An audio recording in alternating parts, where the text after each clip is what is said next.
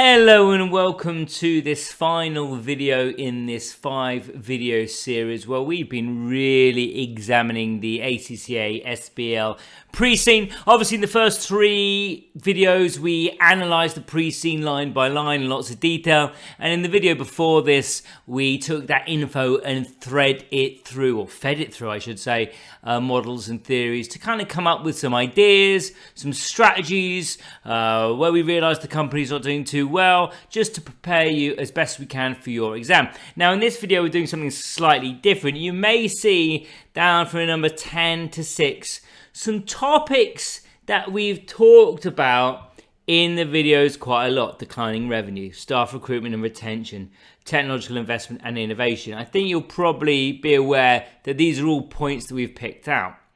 Now that's because in this video we're going to be looking at 10 issues that we think you are most likely to come across in your exam. Now, I put the first 5 on screen because I think you'll see quite quickly from everything we talked about in the pre-scene, you can see why I've focused on these topics in this video. But let's go and see what or how I make the choice of what I include in today's video. And the first one, of course, is the focus in the pre-scene. So the topics you just saw on screen, we talked about lots of them in lots of detail because they were really flagged up in the video lots of times: staff retention, well-being, revenue growth, being undercut by competitors, etc, etc, etc. We also look at the strategic importance. So remember, this is a real-world exam. How likely is it to be important in the eyes of the directors? What does SWOT uncover? And I think we found during our SWOT that we had lots of threats, lots of possible weaknesses that could be quite easily remedied, so we could take advantage of our opportunities and mitigate those weaknesses. And then, of course, we always use our experience as getting thousands of people through case study exams, looking at the kind of typical issues that come up, and also how easy it is for an examiner to actually set a question on the topic. Okay, so that's the basis of choice. Now, obviously, you've got a few days to prepare. So if you saw the strategic analysis video, you'll be aware that one of the ways that we suggest revising is to prepare all the key models using all the pre-scene information. Now, I did that for you for a few models. Obviously, you might add to them. You might like to give your own viewpoint on them. You might like to make changes to them. You might like to do some more models as well. But obviously, if you've got that information ready to go, then you're going to be really well set for the exam.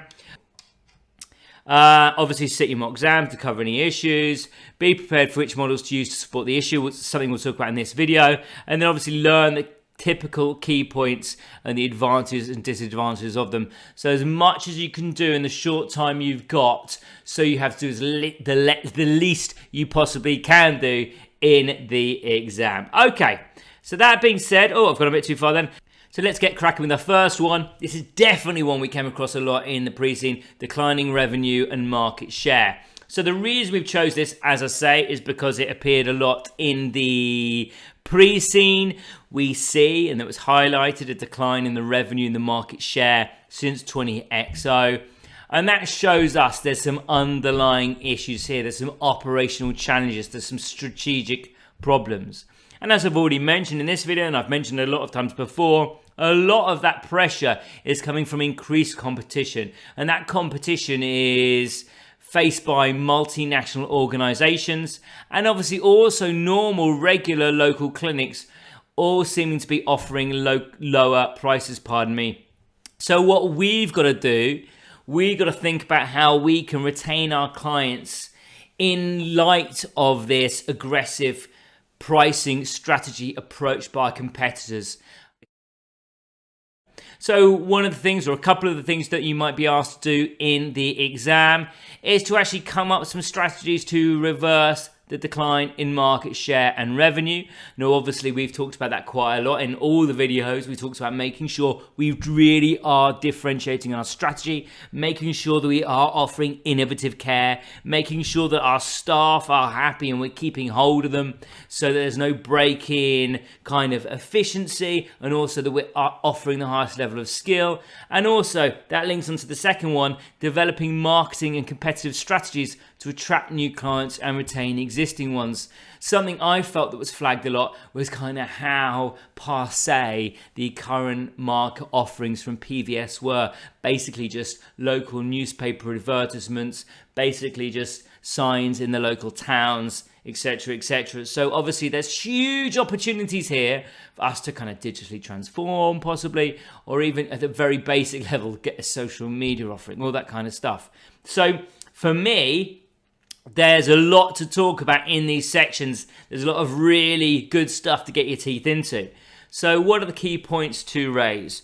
Well, firstly, analysing the financial trends which showed the decline, or were showing the decline of the company. We saw that happen quite drastically over the last 5 years, I think it was.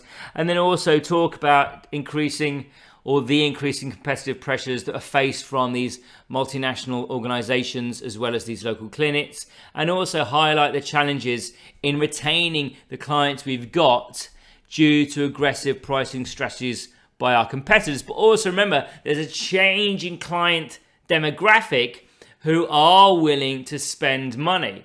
So there's definitely a scope there for us not having to just drop our prices and becoming a cost leader. There is scope there, I feel. There is a market there for us to really be going for this premium offering approach.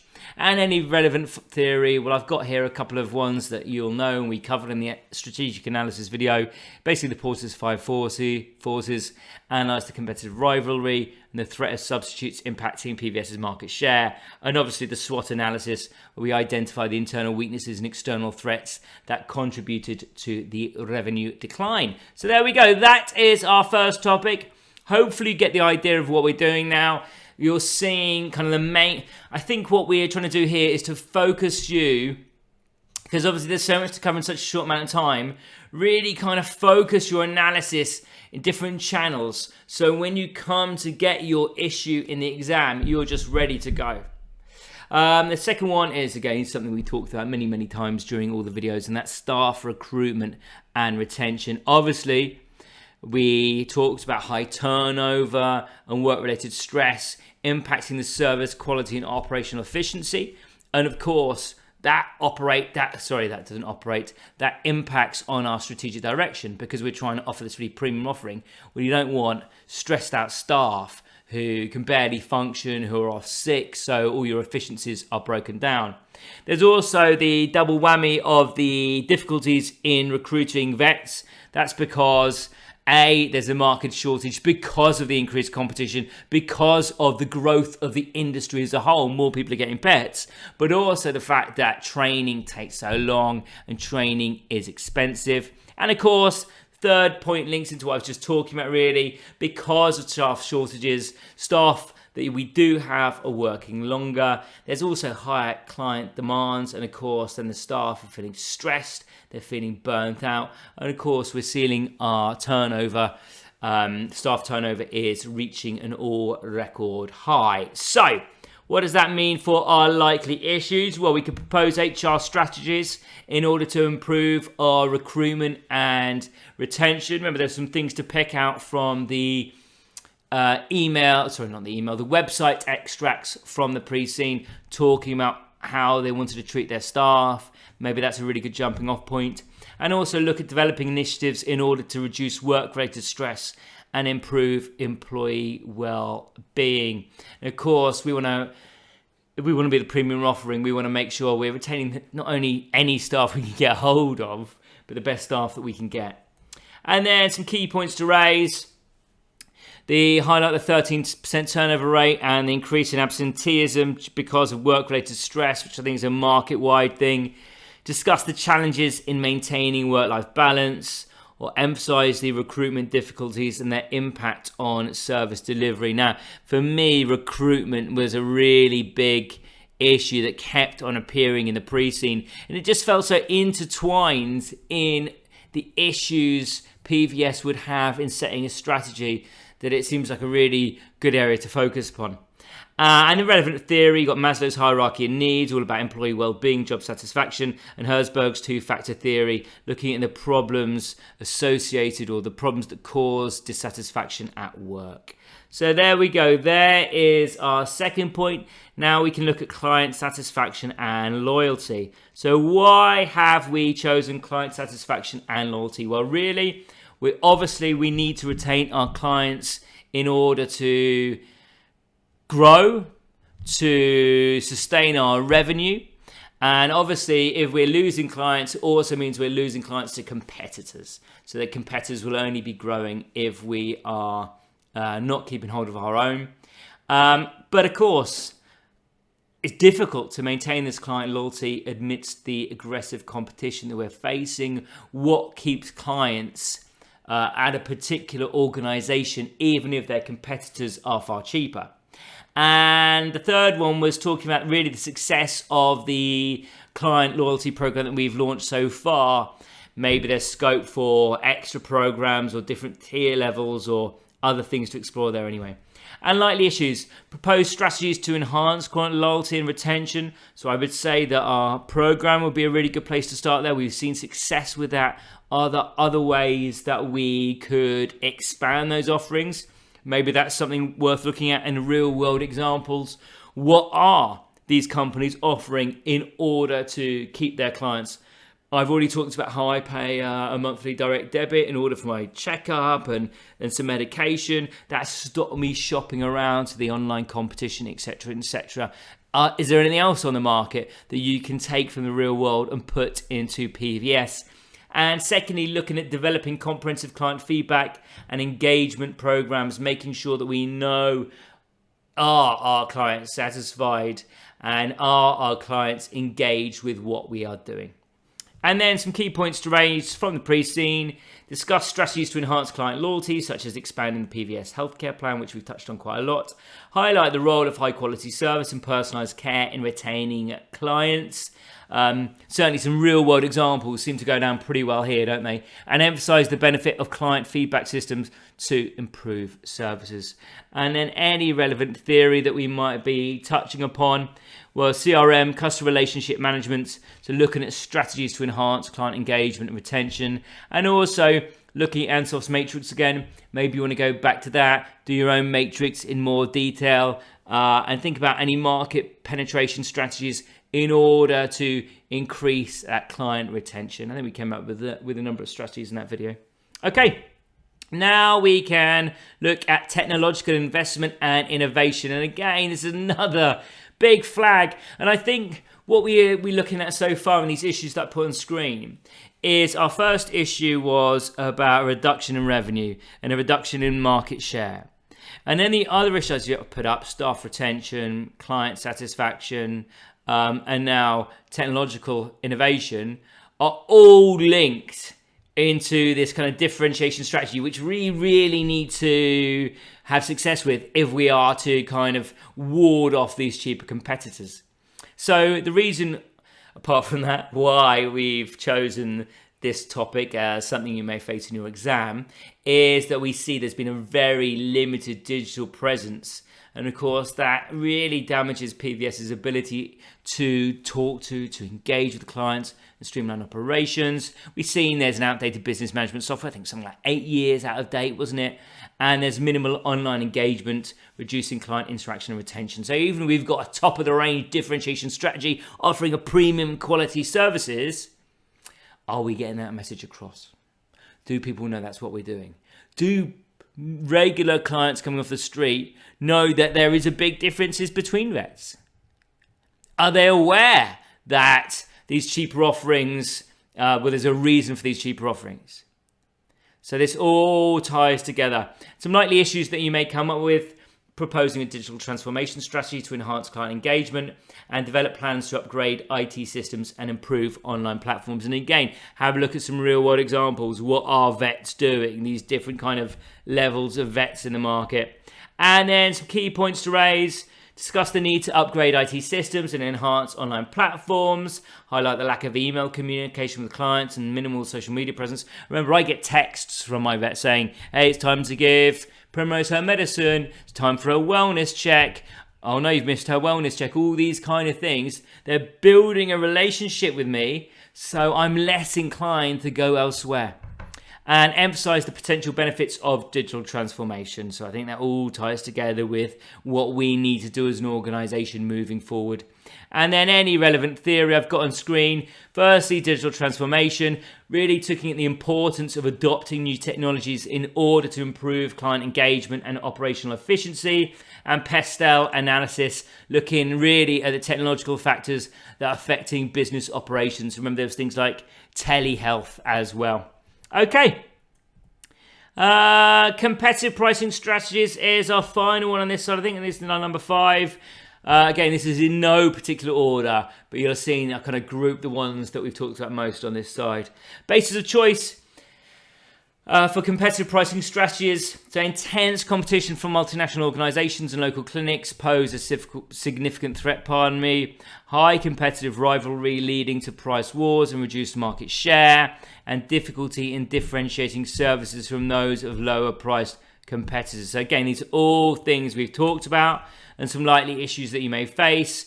Actually come up with some competitive strategies to differentiate PVS's services. So I think we touched very briefly in the strategic analysis video on maybe tiering our pricing.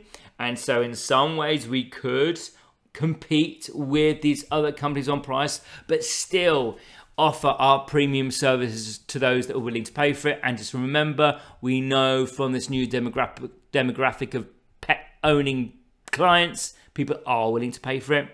And proposing pricing strategies in order to attract and retain clients. And some key points to raise: analyze the competitive landscape and the market share controlled by key players. Discuss the need for service differentiation to maintain client loyalty. That's something we've talked about a lot. I've got a feeling we've been talking about that through every video. And highlight the aggressive pricing strategies of competitors and some relevant theory. Porter's 5 forces, looking at the high competitive rivalry and bargaining power of buyers. So you might want to go back to the Porter's 5 forces we did, start expanding it, really analyze it for yourself. What do you think? And again, the Ansos matrix, strategies for market penetration and product development in order to counter this really difficult competition we are facing. Okay. So there are our first 5 issues completed of our top 10. Let's bring up the second set of 5 now. We've got expansion and growth opportunities, marketing and brand positioning, environmental and sustainability issues, governance and organizational structure, and compliance and risk management. And again, these are all things that we've talked about in the pre-scene. I do feel the topics on the left we've talked about a lot more, but doesn't mean to say that they're the ones that are definitely going to come up. This is why we give you a top 10, so you're absolutely prepared. Okay, let's zoom in now to our expansion and growth opportunities. So the reason we've gone for this one is by expanding to new regions, it means we're able to increase our market share and obviously reduce our dependency on the market that we're facing a lot of competition in. So maybe we could go to a market that's got kind of higher potential, but less competition, etc., etc. And of course, then you've got to think about identifying high potential regions for expansion and managing the logistics and operational challenges opening new clinics, That links in really to our likely issues. So proposing these strategies for geographic expansion and developing our plans for entering new markets and managing operational challenges. And our key points to raise: to discuss the benefits of geographical expansion, highlight the need for market research to identify any suitable locations. You can't just go and set up shop anywhere you like. And obviously we know that, don't we? Because we focus all our practices pretty much in kind of these highly built up areas, and emphasize the importance of hiring and training local staff. And then our relevant theories: market development, looking at strategies for entering new geographic markets, and Pestel, so the economic and demographic factors affecting market potential. Okay, let's go down now to marketing and brand positioning. Now, our basis of choice for this was because of our basic marketing. So we know, don't we, that businesses need effective marketing and strong brand positioning in order to attract and retain clients. And we know, we've talked about in this video and the previous videos, that PVS's current marketing, is really, really limited to local newspapers and posters, etc., etc., etc. Okay. Let's scroll across now and look at some likely issues. So what we might be doing here is proposing some comprehensive marketing strategies in order to enhance brand visibility as well, or instead maybe developing plans to strengthen brand positioning and differentiate PVS from competitors. So again, that word is coming up throughout, isn't it? Differentiating. And I just feel, because of the lack of innovation, the lack of the Pet of the Year award, a reduction in the market, etc., etc., I don't think our differentiation strategy is working that well. I don't think our clients really know how different we are and how unique we are. And obviously that can really be present in the marketing topic. And then key points to raise: discuss the importance of robust marketing strategy, highlight the need for digital marketing, social media presence, and targeted campaigns. Think there was talk about how our competitors were doing it. Again, this is something that you could research real-world companies doing. And then emphasize the role of brand positioning in differentiating PVS from its competitors. So we can make a really big thing, couldn't we, about, how unique we are. Acupuncture for pain relief. Like, we really care about these animals. And of course, we've got this whole new demographic who do really care about their animals, who are willing to pay money on them. We really could chime in with that feeling. Like that really aligns with who we are as a company, I feel. And then relevant theory, 4 Ps, the marketing mix, product, price, place, and promotion strategies, and brand equity theory, the importance of building and maintaining a strong brand. Okay, so we're on to number 7 now, I think, and environmental and sustainability issues. And again, this is something that was coming through. Obviously, a flag in the pre-scene was that human health issues, or human health, waste and sustainability were an issue in Ireland. And of course, the idea is then that could all filter down. Now, obviously, what you want to try and do is get ahead of any kind of regulatory changes. You want to be proactive and all these kind of stuff. So here, we've chosen it because really it's addressing the sustainability concerns. Now, obviously, it's a great thing, an ethical thing to address sustainability concerns, but it also can enhance PVS's reputation of differentiation and, of course, then align with the regulatory expectations.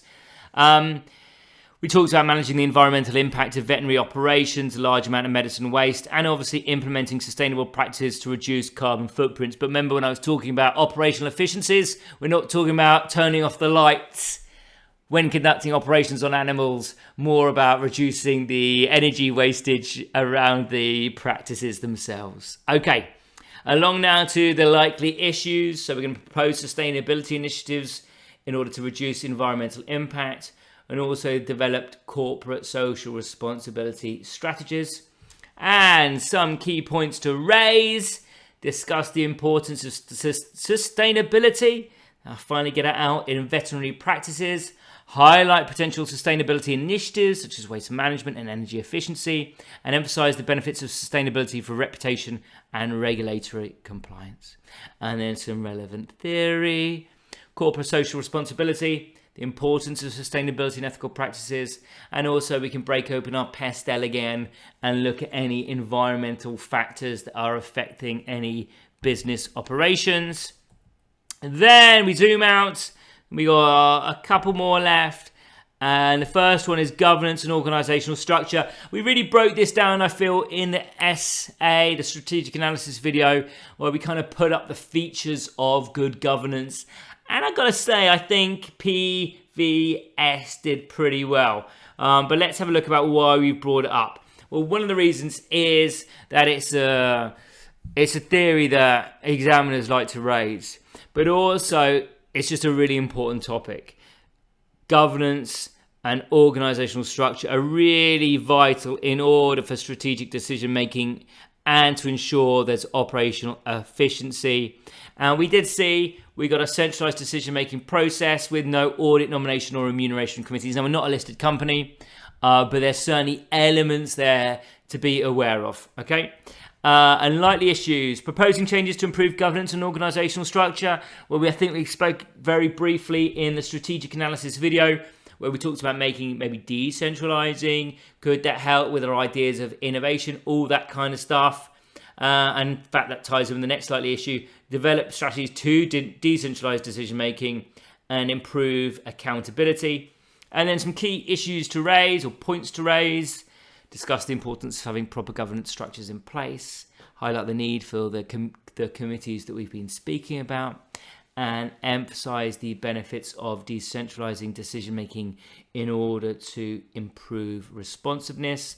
And the relevant theory, the first is corporate governance, the importance of governance structures and processes. And then secondly, organizational design theory, principles of effective organizational structure and decentralization, all would really support the issues that we've been talking about in this section. Okay, and now we're down to our final topic of the final 10 that we've highlighted, and that's compliance and risk management. So the first one we've got is basis of choice. Ensuring compliance with health and safety regulations is really important in order to avoid legal issues and maintain operational standards.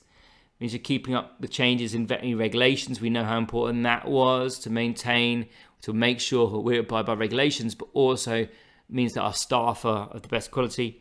And ensuring compliance with health and safety standards to protect staff and clients, especially in the industry that we're working in. Obviously, there's been lots of instances in the UK recently in the news of dangerous dogs in public. And of course, those dangerous dogs are being looked after by some people. Of course, it doesn't have to be dangerous dogs either, can it? My Primrose can get pretty violent when she's in the vets. And then we've got the likely issues for compliance and risk management. Well, maybe we'll be proposing strategies to ensure ongoing regulatory compliance or develop risk management plans to address potential regulatory changes. And some key points to raise. Just scroll over to there. Discuss the importance of staying updated with regulatory requirements. Highlight any potential legal and financial repercussions of non-compliance, and emphasize the need for internal audits and training to ensure adherence to regulations. And any relevant theory, pestle analysis, obviously the legal factors affecting business operations, and corporate governance, the importance of compliance and risk management. So there we go. Well done. You've come to the end of our 5th video in this series looking at the ACCA SBL pre-scene for June 2024. Now, what we've covered in this video, we hope are the 10 most likely issues that you are likely to encounter in the exam. And hopefully what we've given you here are some really good ways to base your revision. Hopefully now, after going through these videos, we've gone through a lot of information so you kind of feel, okay, this is something I'm thinking, I'm reading this, I'm believing this. And now what you've got are avenues to kind of channel all that into various different topics and to see how that may be presented during the exam. So thank you very much for watching. Really good luck, the best of luck with your exams. And thank you so much for watching. I hope you found them really useful and really informative. Thanks so much.